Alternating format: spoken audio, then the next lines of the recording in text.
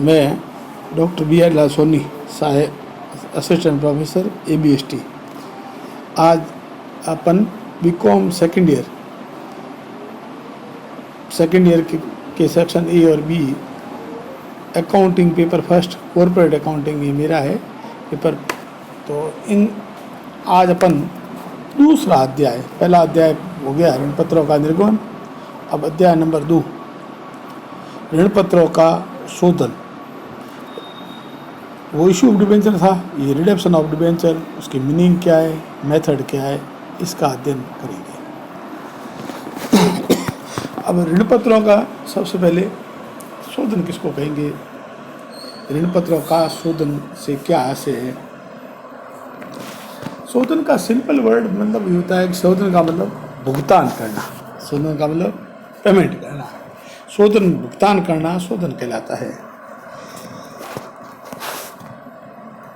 ऋण पत्रों के शोधन का आशय कंपनी के ऋण पत्र के धारकों को उनकी राशि वापस लौटाकर अपने ऋण भार को कम करना अथवा समाप्त करना होता है। यानी कि ऋण पत्र धारकों को उनकी राशि लौटा दो अथवा ऋण भार कम हो जाएगा अथवा बिल्कुल पूरा पेमेंट कर दो, ऋण भार समाप्त हो जाएगा। ऋण पत्रों का शोधन नकद कर सकते हो, कंपनी चाहे नकद कर सकती है। उन्हें अपने अंश या ऋण पत्रों में परिवर्तन करके, यानी कि डिबेंचर के बदले में नए शेयर या डिबेंचर दे सकती है।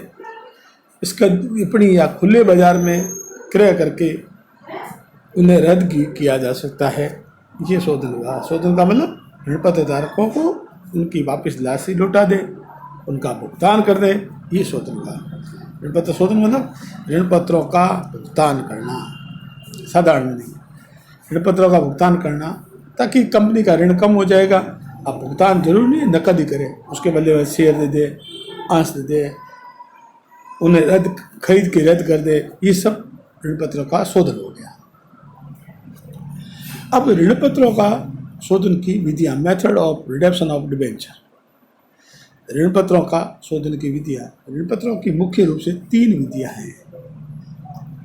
पहली विधि है ऋण पत्रों का कंपनी के अंश या नए ऋण पत्रों में परिवर्तन द्वारा, ये शोधन की पहली विधि। इस विधि में कंपनी अपने ऋण पत्र धारकों को नए शेयर दे सकती है या डिबेंचर दे सकती है, कन्वर्ट कर देगी शेयर या डिबेंचर में। फिर आता है दूसरी विधि है एकमुश्त भुगतान, एक साथ लमसम भुगतान। अब लमसम भुगतान में 3 मेथड है। शोधन कोष की व्यवस्था किए बिना, यानी बिना सिंकिंग फंड के, यदि कंपनी के पास बहुत सारा पैसा पड़ा है तो बिना सिंकिंग फंड के एक मुश्त भुगतान। बी पॉइंट है सिंकिंग फंड, शोधन कोष, रिडम्पशन फंड, सिंकिंग फंड, शोधन कोष की व्यवस्था करके एक मुश्त भुगतान। यानी पहले हर साल पीने से पैसे निकालने, फिर सिंकिंग फंड में डालने, सिंकिंग फंड में डालने के बाद उनका विनियोग करना और उससे ब्याज मिलेगा, वो सिंकिंग फंड में आता जाएगा। और लास्ट में जब मैच्योरिटी आएगी तो सिंकिंग फंड इन्वेस्टर को बीच के भुगतान कर देंगे और सिंकिंग फंड जनरल बदल जाएगा। फिर तीसरी विधि एक पॉलिसी ले लो, भाई सिंकिंग फंड नहीं बना दो, बीमा की पॉलिसी ले लो।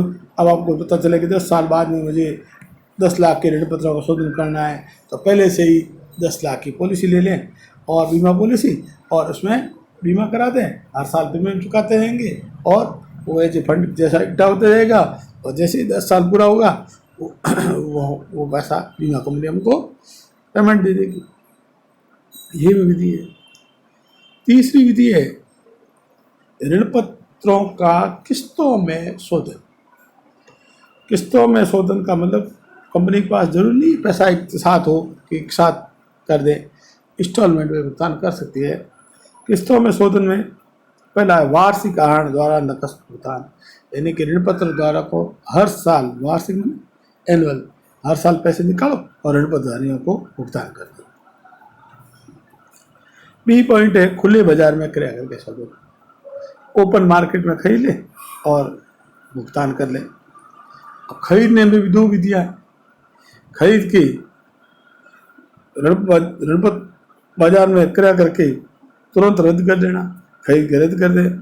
दूसरा तरीका है खरीद के विनियोग के रूप में रख सकता है। अब अपन ने एक बार ब्रीफ में वापस देखते हैं क्या पढ़ा, कौन कौन सी आज टॉपिक पढ़े अपन ने और क्या क्या याद करना है। पहला अपन ने पढ़ा ऋण पत्रों का शोधन का मीनिंग क्या है, शोधन की कौन कौन सी विधियां हैं। ऋण पत्रों का शोधन का मतलब साधारण शब्दों में ऋण पत्रों का शोधन का मतलब भुगतान करना,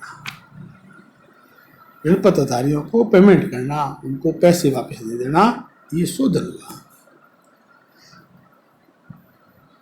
ऋण पत्रों का शोधन से आशय कंपनी के ऋण पत्र धारकों को उनकी वापस राशि लौटाकर ऋण भार कम करना अथवा समाप्त करना शोधन है। अब शोधन में जरूरी नहीं नकद ही दे, कंपनी ऋण पत्रों के बदले में शोधन में शेयर दे सकती है, अपने डिबेंचर दे सकती है, ऋण पत्र खरीद के रद्द भी कर सकती है, विनियोग के रूप में भी रख सकती है। ये सभी शोधन में आएगा। अब अपन ऋण पत्रों के शोधन की विधियां, किन किन मेथड से शोधन हो सकता है। विधियों में पहला है ऋण पत्र का कंपनियों के अंश या ऋण पत्र में परिवर्तन, यानी कि डिबेंचर वाला को डिबेंचर होल्डर में ट्रांसफर कर दिया।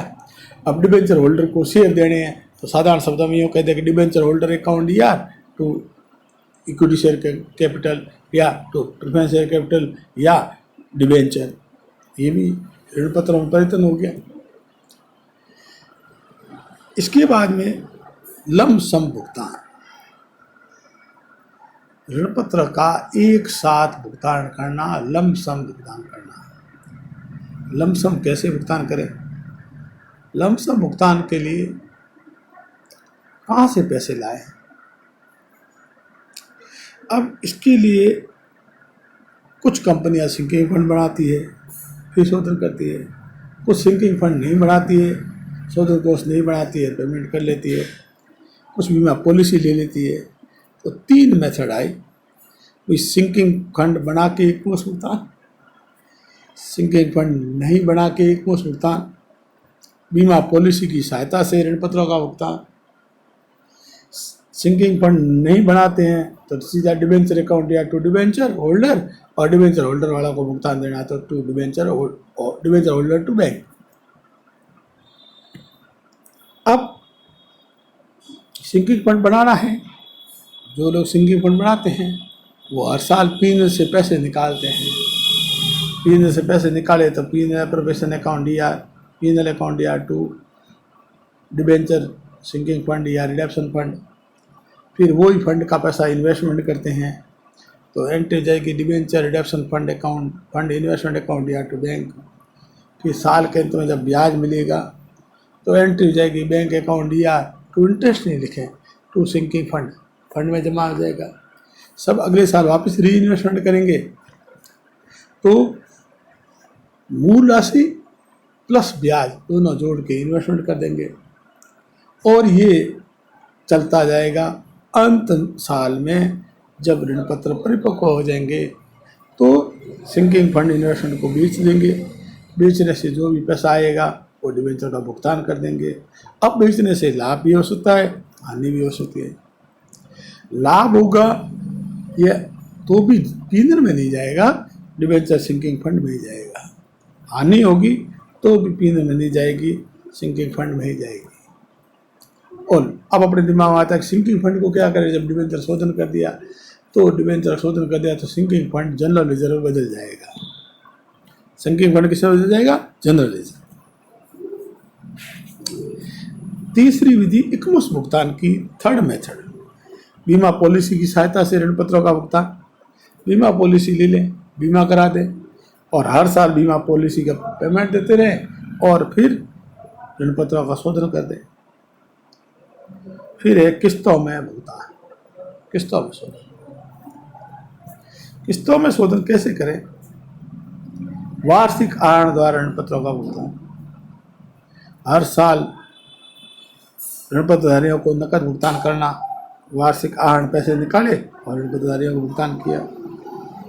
फिर है ऋणपत्रधारियों को खुले बाजार में क्रय करके, खुले बाजार में खरीद लें, खुले बाजार में खरीद करके भुगतान। ऋण बाजार से क्रय करके स्वयं के ऋण पत्रों को तुरंत रद्द कर देना, खरीद के कैंसिल कर देना। जरूरी नहीं है कैंसिल नहीं करें, विनियोग के रूप में भी रख सकती है कंपनी, चाहे तो विनियोग के रूप में रख सकती है। तो अब अपन ने सिंकिंग फंड का पढ़ा। सिंकिंग फंड में क्या पढ़ा? शोधन का मतलब क्या हुआ? शोधन का मतलब भुगतान, ऋणपत्रधारक को भुगतान करना शोधन। शोधन नकद में करो या नए डिबेंचर दे दो, नए शेयर दे दो, ये सब भुगतान में आ गया। अब इन विधियाँ पढ़ी, विधियों में पढ़ा कि भाई पहला है ऋणपत्र का कंपनियों के अंश है नए ऋणपत्रों में परिवर्तन द्वारा शोधन। दूसरा एकमुश्त भुगतान, एकमुश्त में भी 3 शोधन कोष की व्यवस्था करके, बिना करके, शोधन कोष की व्यवस्था करके और बीमा पॉलिसी की सहायता से। अब आता है ऋणपत्रों का किस्तों में शोधन। किस्तों में शोधन में 2, एक है वार्षिक आहरण द्वारा ऋणपत्रधारियों का नकद भुगतान, दूसरा है खुले बाजार में क्रय करके, ओपन मार्केट में खरीद के। वार्षिक आहरण में तो हर साल पैसे निकालने और ऋणपत्रधारियों को नोटिस जाएगा कि आप डिबेंचर जमा करो और पैसे ले जाओ। अब खुले बाजार में ओपन मार्केट स्टॉक एक्सचेंज में गए, वहाँ से ऋणपत्र खरीदे और भुगतान कर दिया, ये भुगतान हो गया। बाजार से क्रय करके ऋणपत्रों को तुरंत रद्द भी कर सकते हो। तुरंत रद्द क्यों करें? रद्द करना हो तो ये हुआ कि डिबेंचर अकाउंट या टू बैंक। अब मान लो 100 रुपये का डिबेंचर है, अपन ने 90 रुपये में खरीद लिया सपोज, तो डिबेंचर अकाउंट या 100 रुपये, टू बैंक 90 रुपये, तो 10 रुपये का लाभ हुआ, तो टू प्रॉफिट हो जाएगा। Profit on reduction of debenture या profit on cancellation of debenture, ये पूंजीगत लाभ हो जाएगा। कंपनी चाहे कि जरूर थोड़ी एग्रीमेंट अभी सस्ते में खरीदे और बाद में रद्द कर दे, ये भी हो सकता है। तो ऋणपत्रों को रद्द करना तो विनियोग के रूप में भी रख सकती है। तब अपन क्या करेगी, जैसे 100 रुपये का डिबेंचर 90 रुपये में खरीदा, तो उसमें लाभ की एंट्री नहीं होगी और लिख लेगी ऑन डिबेंचर अकाउंट या टू बैंक 90 रुपये।